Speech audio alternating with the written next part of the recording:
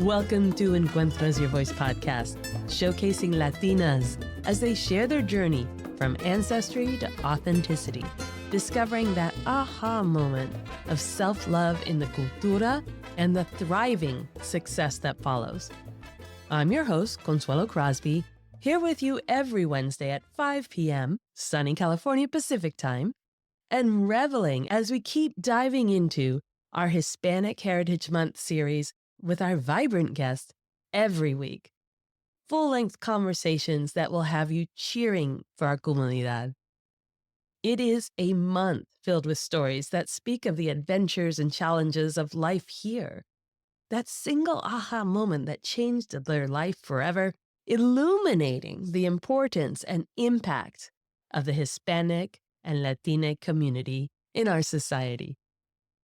This podcast is all about the road to authenticity, who we are, and the choices we make to live our best lives. And even when we think we have it all figured out, along comes our guest today to shake things up. In this second week, we are bringing you an intimate and insightful episode filled with provocative topics that challenge our journeys to authenticity in a world of cultural expectations and societal norms. You know what I'm talking about.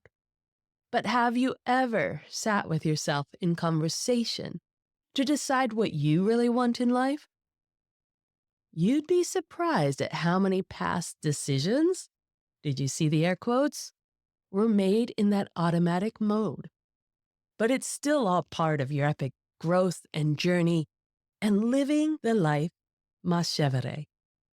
This is a hot and sassy one laying out all the truths in a no-holds-barred conversation with Paulette Erato, host and creator of Vida, más Chevere, de Child-Free Latinas, a bi-weekly Spanglish language podcast about liberating ourselves from beliefs that interfere with us living our most authentic self. This is a biggie in our cultura. Paulette invites us to re-examine the cultural norms we simply accept by shifting our focus to determine what's true and what is nothing more than toxic social programming. Paulette is also the founder of Latinas in Podcasting, a virtual summit debuting on October 24th and 25th of this year, right around the corner, and its mission is to give brand new and early career podcasters the tools, support, and community they need to start and thrive in this space. And it is a fun and epic space that we need more Latinas in to be able to reach our entire comunidad. Now it's time to get a very comfy place because this episode will have you leaning heavy into yourself, embracing who you are and championing you to live your best life. Que Chevere! Welcome to Encuentras, Your Voice podcast, Paulette. So lucky to have you here. So grateful to hear what you have to say, your insights. And thank you for spending the time with us today. Muchísimas gracias, Consuelo. This has actually been on my bucket list. So you are fulfilling one of my wishes as well. So thank you so much for having me. We were meant to be. Yes, totally. It did. Yeah, this is an interesting topic. As I was saying before we hit record, this, when we were chatting about it, what you represent, what you talk about deeply, really had more to do with my life than I ever realized. So I'm hoping our listeners are going to take a hard pause and go, wait a minute. We like to bring together the comunidad based around our heritage, to respect our ancestors, to respect our journeys here. And we'd love for you to share your families. I actually enjoy the question, where are you from? Because one, I am very privileged to never have been attacked in that way. When people ask me, where are you from? It's usually people who are brown. And we're trying to determine, are we from the same area or tribe or things like that? And I've always found it as a way to connect. So thank you for the question. I am born and raised in Los Angeles, California. However, my parents are from Mexico, Guadalajara, my mom, and my dad is from Cuamo, Puerto Rico, where I got to live for a short time as well. Not in Cuamo, but I did live in San Juan for a short time. So I am half Mexican, Born Uh-huh. and raised in Los Angeles in a part of the Los Angeles area called the Valley. So I can bust out my Kardashian Valley girl accent anytime you want. I won't because it hurts my own ears. So what was it like for you? Was there a lot of culture around you when you were growing up? The simple answer is not a lot because I brought the culture, right? There I was one of like 4 or 5 kids who were not obviously white. So there was always at least one Asian kid, one Latino kid, and like maybe a black child as well, growing up. But at the same time, I didn't feel tokenized, I guess you could say, because you're a child, you don't know, right? My mom has family here, my father has Oh, family here in Los Angeles. Like, I learned to swim in my aunt's pool. I was very close to her. She unfortunately passed last summer, but she didn't remember oh, me because the dementia had progressed so long. So it was yeah. heartbreaking on a couple of levels, but she was loved and she gave love. And the really beautiful thing that came out of all of that was the memories that percolated out. She was married to a Puerto Rican man as well. So, I learned the word Chevere from them. So the fact that I called my podcast La Vida Más Chévere is kind of an homage to that childhood and to that culture and to all those memories. I'm so sorry you lost her so young. She was in Okay. her deep 80s. That's a long time to live. She saw many, many changes because she was born in Puerto Rico. They didn't move to New York until she was a teenager and nearly an adult. I think older people are one of our most taken for granted resource. What's the word I'm looking for there? Yeah, neglected. Overlooked, underrated, neglected. Yeah. So we shouldn't take our older generation for granted. And Hmm. familial bonds can be hard. And this is one of the toxic things I talk about on my podcast. But we should cherish what we have while we can. And what we Hmm. have looks different for everyone. I have difficult relationships with some of the elder people in my family too.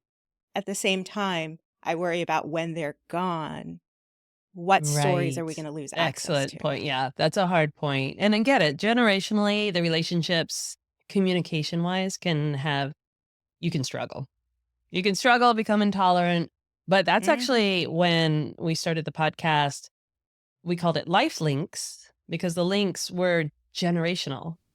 I was seeing so much of our culture, Hmm. knowledge, traditions, the ancient knowledge being lost because of the assimilation or because of, lack of being immersed in the culture. What was the favorite part of the culture? So I still love my refried beans. I am a frijolera to my core. We mostly ate Puerto Rican food at home, if you can believe that. My mother was very young when she got with my father and he was set in his ways, so she learned to cook Puerto Rican food and she had, my aunt, my grandmother around her to help pass that along. And now she's the queen of arroz con gandules. But to get Mexican food, we had to go visit her family. And her family lived in East Los Angeles. And man, I would get sick on the tacos of refried beans that I would eat with, queso fresco on top. It's still my favoriteest thing to eat. Going back to the podcast, bringing it forward right away because I had never heard of the term Chevere. How is it in the culture that you learned it from? What does it represent? Do you use it the same way now? Yeah. So chévere just means everything's great. So la vida más chévere loosely translates to your best life. And when we were looking for a place to live in Puerto Rico, our agent was like, "Oh yeah, chévere this, chévere that." I was just like, "Oh my God, I heard it in the wild again." Because it had been a really long time because, both my aunt and uncle have passed. And they didn't really pass it down to their kids. And so not a lot of people around me are saying chévere these days. The way I remember it being used was an exclamation, "Ay, qué chévere," things like that. With my uncle talking about algo and he'd be like, "Ay, Oh. está bien chévere." And he would say it with the Puerto Rican cadence too, right? Like the Caribbean cadence that Spanish is spoken in is to me sounds so musical and so lyrical. And that was part of the appeal of living in the Caribbean and having my husband learn that specific way of speaking Spanish. Spanish is a beautiful language in and of itself, Mhm. but the way it's spoken regionally can differ so drastically. I Yeah. love that lyrical quality to Caribbean Spanish. And again, it just Oh, holds those happy childhood memories for me to be able to speak it that way and live in that, and it just brought all of that home. So Chevere I is just love an it. extension of that. It's like me hanging on to that goodness. So did you live in Puerto Rico? I did for 3 months. It was a very short experiment. I did a whole episode on Oh. what went wrong. Uh, so we spent 2 years planning to move out there during Mm. lockdown. My husband was totally on board. We had to clear it with his company, and because they're all fully remote, but, Yeah. obviously taxes and things change depending on where you live. So his company was fully supportive, and we thought we were in a really good position to do it. And we went to go find a place and couldn't. And then we came home and had my aunt's funeral. Then my father had a heart attack. So there was all of these signs. This isn't the time. But even I mean, I went to visit my father in the Oh, hospital, and he was like, "You're still so going." sweet. Yeah, yeah, yeah, okay, he's fine. He's fine. So we went. We spent 6 weeks living on the west side of the island, which is much more rural than San Juan. It's quiet. It's so green. That's something you don't really get to experience here in California as much because we suffer from droughts. Not to brush Yes. your teeth with the water on, to take quick showers. So the constant greenery was, and it's so luscious, was a nice change from growing up here in Los Yeah. Angeles, which is more of Yeah. a concrete jungle, let's be honest. But it was too quiet. I literally live in the center of Long Beach, California. Oh. Like, I live in the downtown core. So I'm used to a certain level of Yeah. noise. And while it was nice not to Yeah. have all of the constant noise, it was also difficult to get around. There's not a lot of services and amenities. The reality of living in Puerto Rico is that the municipal taxes are so much higher. The Commonwealth taxes are so much higher than any tax rate in the United States. So as a colony, it has a different tax structure. So you are Mm. still paying state taxes to the colony. They have their own. So if I were to look at a paycheck from California Mhm. and look at the California state tax line and multiply that by 3, that was what the taxes to Puerto Rico were. And Yeah. that was unsustainable for us.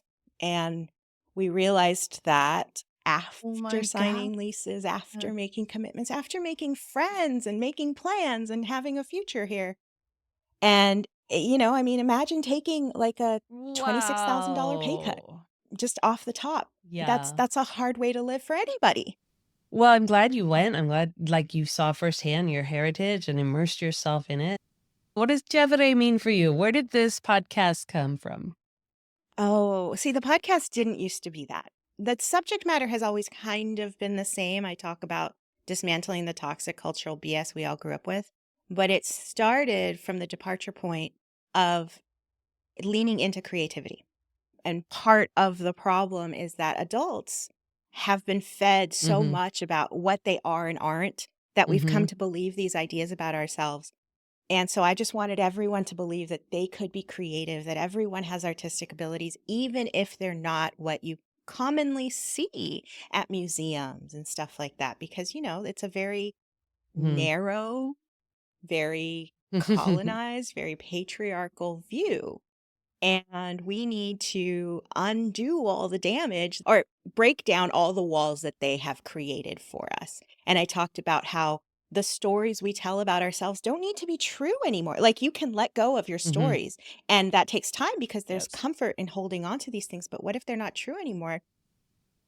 About a year after doing all of that, I decided I wanted to now start interviewing people. And by a year, I mean, I did a season. And so then I did 12 weeks and then decided to start interviewing women who were child-free Latinas who also could talk about being creative. And so I interviewed a whole slew of women. And this time we focused, like, yes, they were creative people, but we focused on Mhm. the child-free side of the equation. And it was just to give an example of all these ways that all of these Latinas approach life that is outside Mhm. of these cultural norms. They didn't have children. They didn't conform to this one standard of womanhood. And look at what else you can do. So that was my second season. And After a while, the name of the podcast didn't make sense anymore. It was called The Maker Muse because my last name, Erato, she's a Greek Yeah, muse. yeah. And so I was just playing into that. So I changed it through a lot of brainstorming and working with a coach and all of these things. And I landed on La Vida Más Chevere. And it was perfect because it didn't just like tick the check boxes in my brain. It tickled that part of the brain that was like, ay, it gave Exciting. me goosebumps. Mm-hmm. It was just, Mm-hmm. it couldn't have been more perfect. So Oh, it has evolved. And now it's more of a focus on the undoing the BS in our culture, both see. American and Latinidad, because, Yeah. whoa, there's a lot of crossover, but there's a lot that they each have on their own. So let's realize all of these things we've just taken for granted are going to be, this is the way life is lived, and maybe question that a little bit. So with each guest, I try to show that, I'm going to have an Mm-hmm. episode coming up on burnout. Like, how do we even recognize Mm-hmm. burnout? Because I burned out. I had to have a complete career Oh, pivot my because I got Lord. so sick I couldn't work. And that's Horrific. bad. Yes. Even Like, horrific. nobody Yeah. should live that way. Yeah. And so how do we catch ourselves before that Mm-hmm. happens? So we did a whole interview on that because burnout is almost seen as like a badge of honor. No. And Yeah. that's a No. real messed up mentality. Yes. But that's Yeah. capitalism for you, Right. Grind, grind, grind, hustle, hustle, I'll hustle. sleep when I'm dead, which will be a lot sooner than you ever thought. Right. And all the generations behind us know that that's unhealthy and Oh, it keeps being yeah, no. perpetuated. I was the first woman hired in a firm of 40 men. And there, talk about frickin' patriarchy, talk about misogyny. I was just like, I always got blamed. This one guy was hitting on me real icky, and he's right next to me. And, you're working like little robots. And I would deflect, deflect, deflect. Mhm. I got called in by one of the partners and said, "You're having a problem working with Carl." I'm going to name everybody. Working with Carl, you're interfering with the progress of the project. And I'm like, let's talk about the sexual advances. You know, let's talk about what's really going down. And instead, didn't hear that. Well, if you can't get your act together, we can't have you here. It's like, oh, damn. And that wasn't that long ago. No, that was 1987. We only need 2 years to get our license. I had my license by 88, and I was like, see y'all. Yeah. This toxic environment. I'll do it on my terms. Talk about work from home. I was working from home in 1988. Like, Nice. yeah, no, thank you. Toxic environment. Not going to do it. Not going to try and compete with that. Not going to prove myself. And Like, how many people are still stuck in that kind of environment? To this day, it's too 2024. many. Too many. Too many. And they don't have options sometimes. Going back to the choices made and La Vida Más Chévere, maybe your decisions are just to live your best life, whatever that is, without the cultural hearkening of get married, have a family, stay close to family, be part of the family, all that. What was the first time you felt like, what about me? This doesn't represent me. I think I'm not going to go down this route. What did that look like? I don't consciously know. I say I was born this way because it never felt like an active decision in the same way that I am right-handed and I have curly hair. I came out this way and I just don't fight it. But for some people, they did actively think through this. And the longer that I exist as a child-free woman, the more I'm recognizing the ripple effect of that, right? Because now I'm 46 years old. I have a life that I'm very happy with, and I recognize all the decisions that led to here, right? And so hindsight's 2020. It's Yeah, great. sure. And I love being that elder person that younger people are looking at as they're being faced with these decisions, as they're hitting those milestone crossroads like going to college and graduating from college and what happens now. So there was a time in my 20s where I was trying to hedge my bets and looked at freezing my eggs, but we're talking about like the late 90s, early 2000s.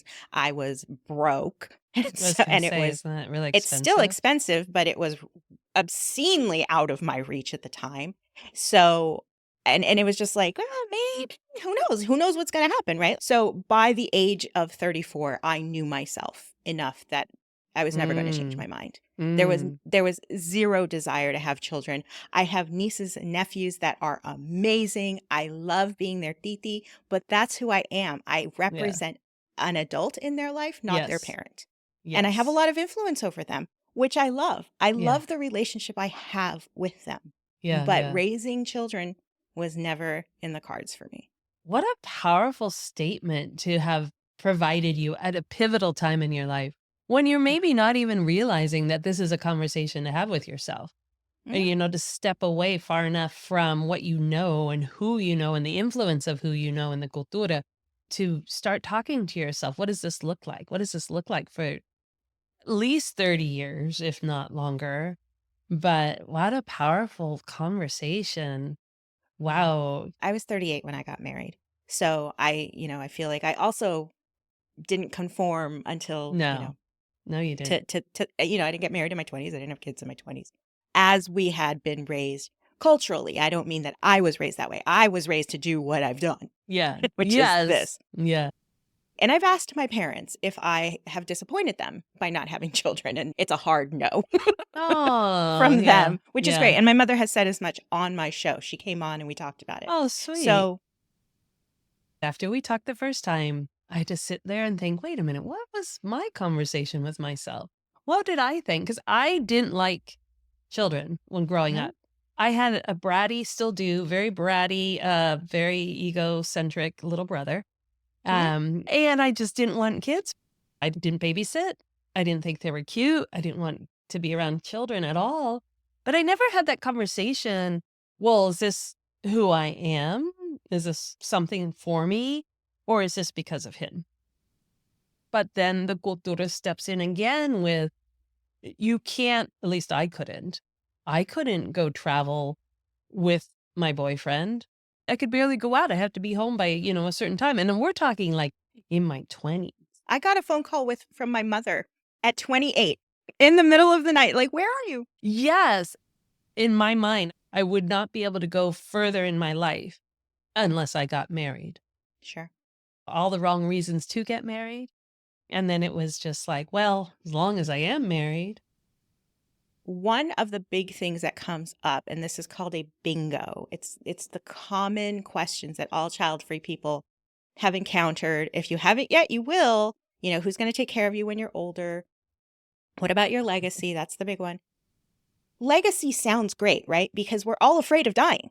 Like, death is so unknown. We want to feel like we have left some imprints, right? Like we have left behind something important that we count. And the way to do that, that you mattered. That you want to feel like you mattered. Like someone can tell your story. Right. Is to impact the people around you now. Right. And let's face it, parenting is hard. You can screw your children up more than anything. You have that impact. Right. And is that the legacy you want to leave? Yeah. So parenting is not the only way to leave a legacy. Yeah. And the idea of legacy, while nice, is also kind of bullshit because, like, who remembers their great-grandparents' names? I don't even know my great-grandparents' names. And anytime I've posed that question to people, it's very few and far between that can answer. Yeah. Well, that's what the legacy of having children has given you. If you impacted people, they will remember that. And that's good enough for me. I don't need a bloodline to continue for that to be important. What matters to me is that the people in my life, especially those 4, now 2 adults and 2 children, feel that they had my love, that they had my respect, that they had my support when they needed it. Yeah. You had their back. back. And that they can come to me if they need to. My door is always open. We took our 21-year-old nephew on a bar crawl recently for his birthday. He just turned 21. And I somehow managed not to drink that night. So I dropped him off at his house and then I was going to go pick my husband up from the last bar. And as I'm leaving, he goes, "Bye, Titi, I love you." And I was like, oh, I felt that. I felt that so hard. Aww. It's those moments that matter. Yeah. That's huge for him. Yeah, that's huge for him. You're almost a peer at that point. You're not viewed as a parent. but Mhm. you're viewed as this cool older person that's looking out for me. She's creating this big arena that's all about me that I can revel and celebrate and be in, knowing that if I get too out in the weeds, she's right there. And Yeah. that is more powerful for every human to have than anything else. Having children, not having children, that goes all different directions. And probably depending on when you make the decision. Like, I like that. There is a turning point. But I have to say, when I did have my firstborn, I had that moment because we get the 6 weeks of disability. That's all we got. No maternity Mhm. leave ever. You get 6 weeks of disability. When she was 6 weeks, and I was like, okay, well, you're going to go be with a babysitter and I'm going to go back into my engineering. All of a sudden, oh, something really primitive, primal, mama bear came out where it's like, there's no way in the world anyone else is going to touch you, influence you. I don't want a stranger raising you. It was very interesting.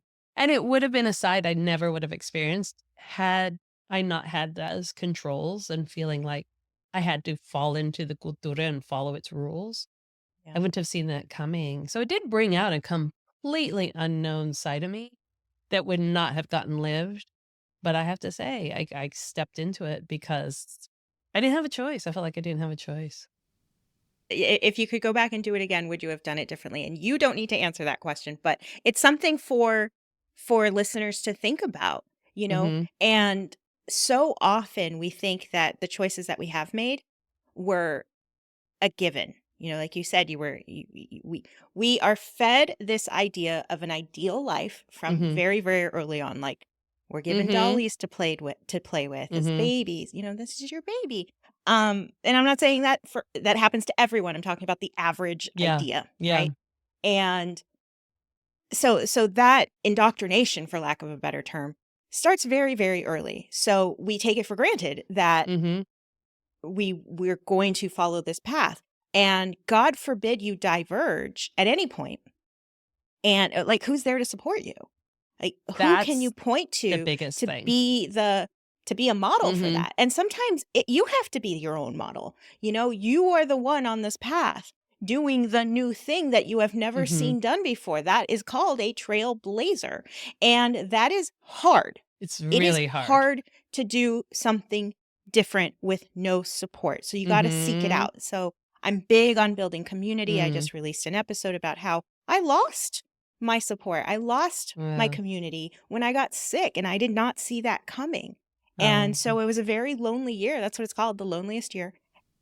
But it was about the rebuilding after, and how the reason I'm so big on Mm. creating communities and diverse Mhm. communities is because I know the pain of losing one, of, Mm. for lack of a better term, being abandoned. Like, Mhm. that's how it felt, right? Mhm. In those moments.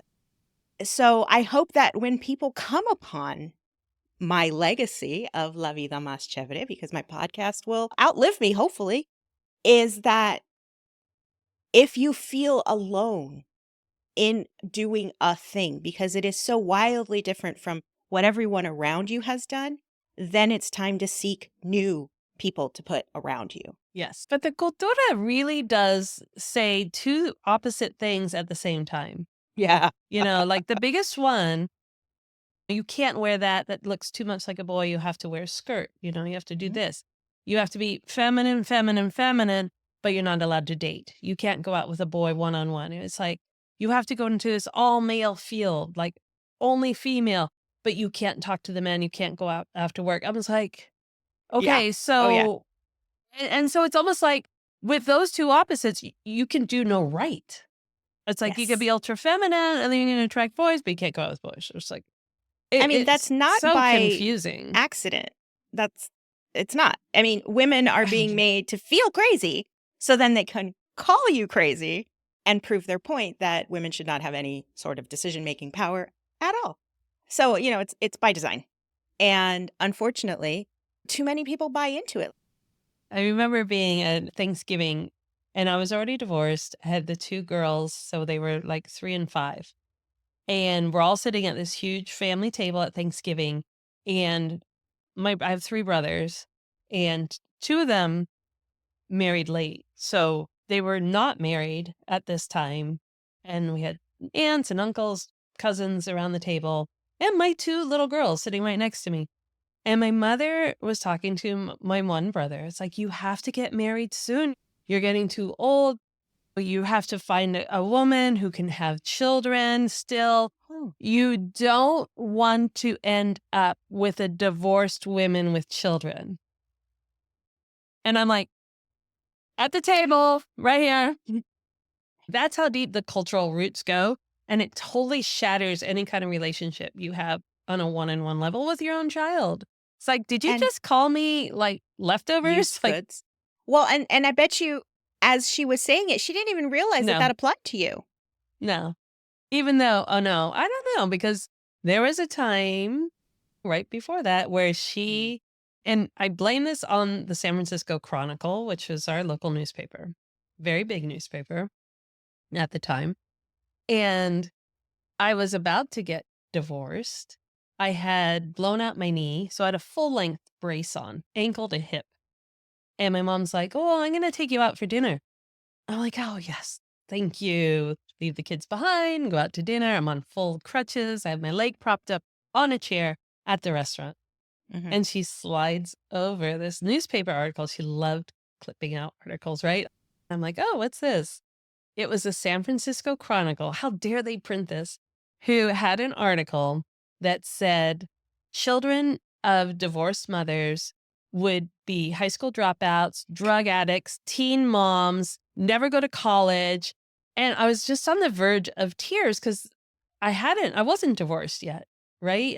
We were just separated. And all the thoughts that go through your head of talk about not having a community who has your back. You have this entire cultura that's like abandon you in the minute of, all the things that were going to go wrong. And all of a sudden the burden, which was for me a catalyst, it was like a firebomb. It's like, oh, I am so going to prove you wrong. I am so going to prove you wrong. Aren't both of your kids like doctorates?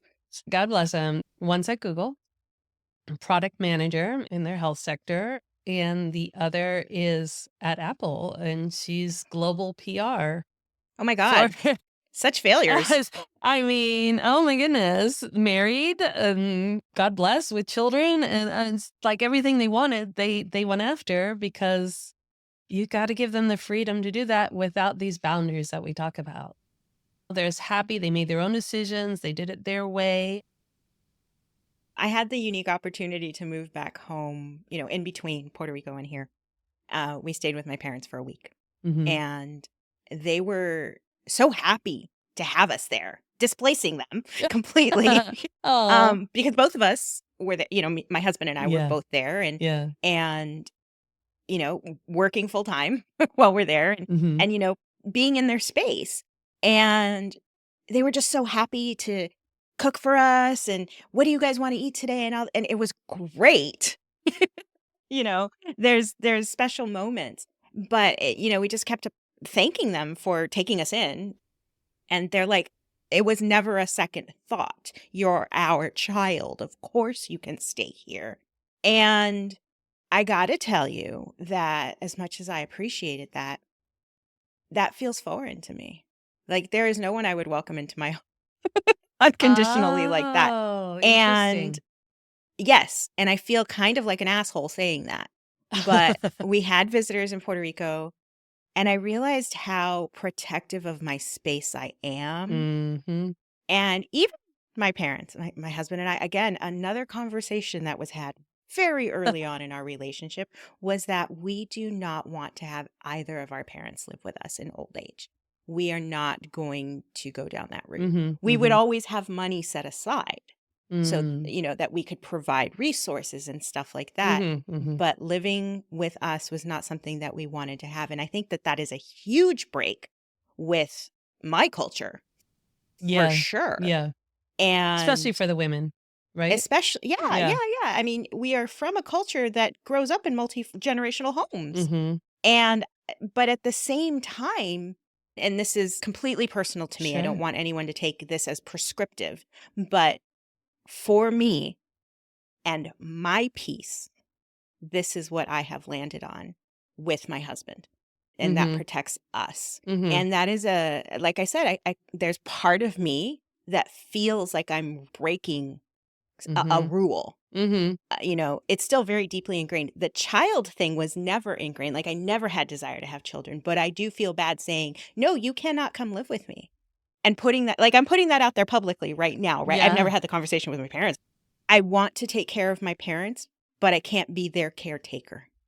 I hear you. And I know that some people listening to this are going to call me selfish and think that it is a completely wrong way of thinking, because why wouldn't you take care of your parents? That's why they had you. And that is another toxic idea. That is not But why at the we had same you. time, I know myself Yeah, and I know what I can and can't provide. yeah. And there are different ways to be helpful Supportive.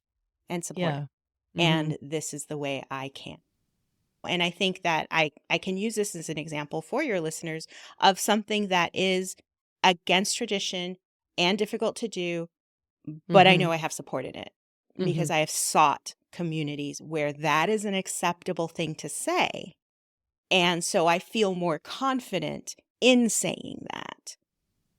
I like how you frame that with the community, because I envision as you're saying it that you could go through this really difficult conversation with your parents and feel like maybe even you start getting on the borderline with it, like, oh, maybe, and sending out qualifiers.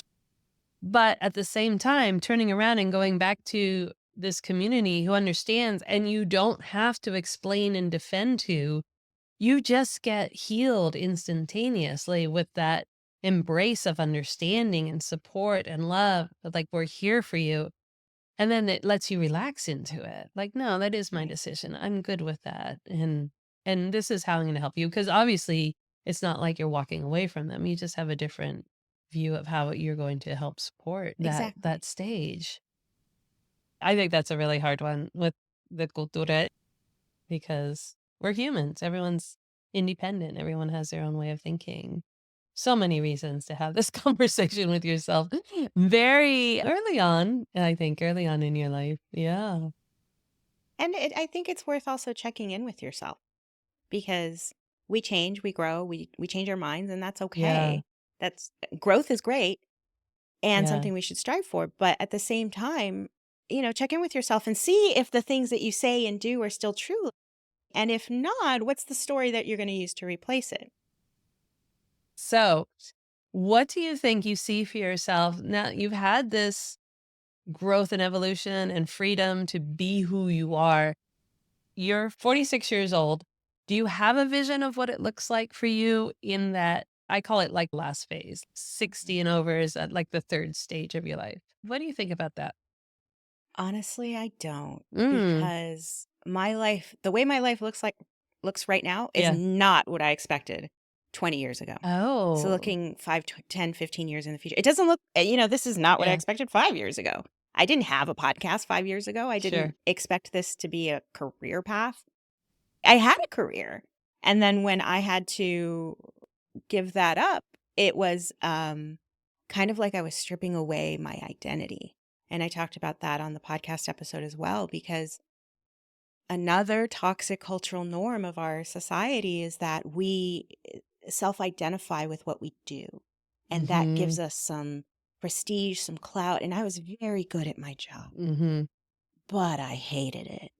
I hated Mm. that job. I hated that career so deeply, Oh, because it's wait, just a what was lot of it? moving. I was an event planner, Oh, and that's hard. event Yeah. planning in a very It's very specific intense. meetings, business to business oriented sense. It's not like I was Mm-hmm. planning parties. As much as I might daydream about what my life can look like at 60 and beyond, and it would be, I have ideas, but at the same time, I am open to the Uh-huh. opportunities, because what that experience taught me Yeah. is that I can be anything. Yep. So I welcome it. And I'm very clear with the universe about things that I do and don't want, so that I don't Yes. invite the wrong opportunities. Mm-hmm. But for example, moving back from Puerto Rico, which felt at the time like a failure, like Mm. that hurt. Oh. That hurt, because it had been such a monstrous goal that we achieved. And then to feel like well, right away we're coming back, felt like failure. But at the same time, Yeah. failure is a data point. And I've said that Yes. for many, many years on my show in my life. And so I really had to reframe it so that I could move past that pain. And in doing that, it reminded me of all the ways I've already done it in the past, right? So, but coming back, one of the things I said out loud to the universe, that is my mission from now on. Because until I moved to Puerto Rico, let's face it, Yeah. I live in a very diverse environment, but it's still predominantly white. I'm married to a white man. Yeah. And the exploration of the culture was something I was craving so badly and was able to do there. But now that I'm back and there's fewer Puerto Ricans here than anything else, I get to bring that with me and be in Latina spaces where they're diverse. You are part of some of my Latina spaces. This is part of the reason why coming on your show was such a big deal to me. And I've been wanting to do it for so long because you uplift other Latina voices. And this is exactly where I want to be, even if it's just in your shadow. So thank you so It's much not for a shadow. allowing me to have the spotlight. No, that's what I'm saying. That has paid dividends already. Like I get to be on your show because we connected through one of those Latina spaces, right? Yes, Latina spaces are powerful. And they're so powerful. Yeah. And so the new Paulette, the post-Puerto Rico Paulette, the Yes. post-pandemic Paulette, she's not exactly who I thought she would be. So you're welcoming the universe, like, bring it. I'm ready for it. I'll take whatever it has. You know who I am, universe. So you're one person, probably born this way, fearless with the unknown. That's what I'm picking up. I got here. And yeah, I might have been born this way, but it did take a series of experiences. Like I took off from California when I was 18 and my parents were like, what if she joins a cult? So did those experiences bring you forward as a better risk taker? Did you become a better risk taker and step into the unknown and see what Paulette becomes in those spaces? You know what's really interesting? Until you said it, I didn't realize I was taking risks. Obviously, risk is inherent in all decisions, right? But I wouldn't have categorized it as that. I thought I was just living my life and heading in a direction. But you're right. I have been taking risks. So yeah, I guess it did make me a risk taker. At the same time, decisions are not life sentences. Like you can change your mind. There's so few things in this world that are completely permanent. Children are one of them. But even tattoos can be lasered off at great expense and pain, but it's still possible. There are very few other things that are permanent. And yet when we make decisions, sometimes they feel like they will be the life-altering one. I thought when I was 18 and had to pick a college, like that was it. Like this is the life I'm going to have. And then I didn't. Yeah, I changed my mind. Yeah. And again, there's time and there's expense. And I'm not discounting that all of that happened. Yeah. But at the same time, I was happier in a different environment. And so trying to find my new identity. And, Ivy League school dropout is a great identity. I revel in that now because you asked me if I was a risk taker. I was always kind of anti-establishment. So you're right. I was born this way. Yeah. I'm instantly skeptical of things that are too popular. Or too much on a pedestal. Embrace who you are, but do the homework to figure out who you are. And yeah, who you are is constantly evolving. The beauty of life. Because if you knew who you were at 21, if what are you going to do for the next 60, 70 years? You're just getting old and dying, but you're not changing? No, girlfriends. Give yourself room. You can know who you are and still be aware that who you are will change. Because it will change. It will grow. It should grow. We should grow with our experiences, exposure to other cultures. I feel your energy is so happy. You've been so vulnerable for us to learn from. It's such a beautiful, open experience to feel like we can finally let our guard down around the people we were told to be best for. It's just like such a great learning lesson. I really appreciate you. Well, Consuelo, I do have to tell you, I very much look up to you. So to invite me into your space as a peer has been a beautiful experience for me. And I have been following you for quite some time, and I'm really impressed with what you do. So I just want to say thank you so much, and I hope we can continue our conversation after. Oh, absolutely. It's been such a blessing, such an honor. And thank you for sharing your time. And thank you more so for just having such a great influence out there for all the other people who don't have someone like you in their immediate life. We love that you're out on the airwaves. How do people Sure. find you, connect with you, not take your space? Mm-mm. So pauletteerato.com is my website. Paulette Erato is just my name. And that's how you can find me on all of the social medias. And if you are looking for my podcast, it's called La Vida Más Chevere, the Child-Free Latinas, which I realize is a mouthful and you may not know how to spell. So if you just search Child-Free Latina in any podcasting app, my face comes up. So that's how you'll Yay. find that. Awesome. Okay, we will have that all in the show notes to make sure that's linked to all these pages and your social media so people can get to you quickly.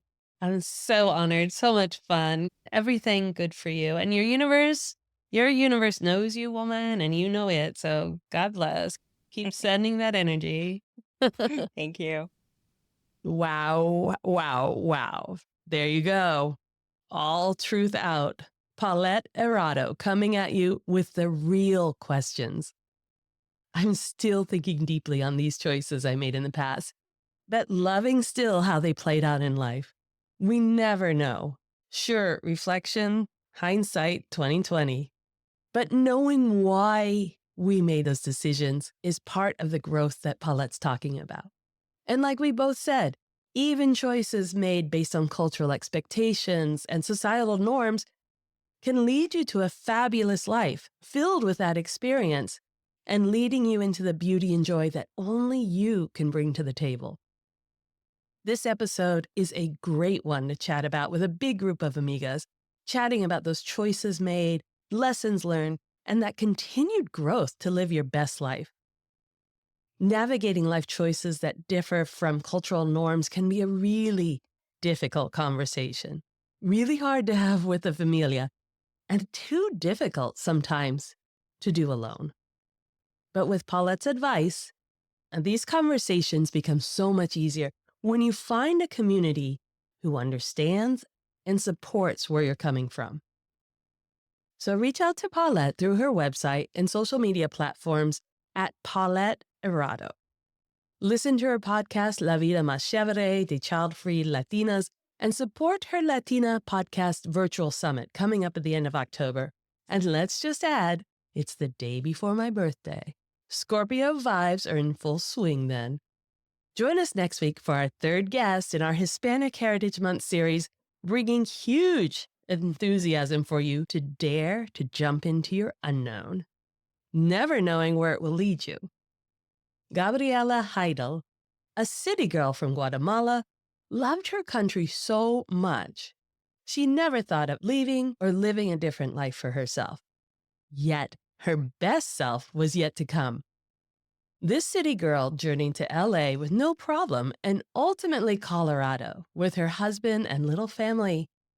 And it was there in the steep Rockies that Gabriela discovered the true meaning of comunidad and the power when someone literally has your back. Joining a Latina mountain bike group named Comba had her careening to her new transformation, reaching new heights and seeing an endless horizon of possibility.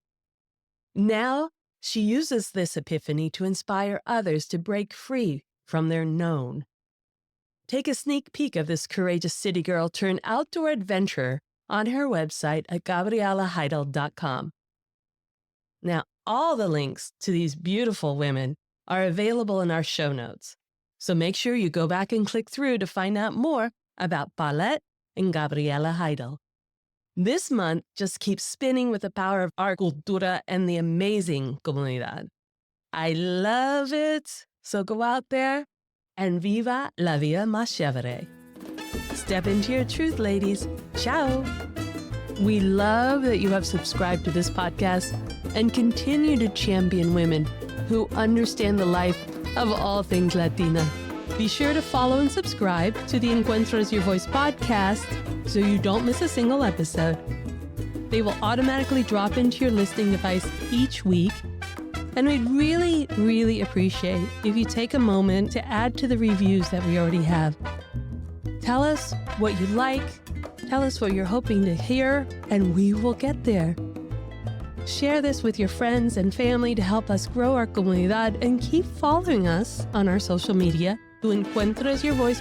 We are so grateful to you for helping us grow this community and would love to learn of all the amazing Latinas who you know are creating the world we thrive in. So reach out to me on social media at Encuentras Your Voice, and let's keep leaning into our authenticity in pride. Help us make Encuentras Your Voice the place where you are 100% represented.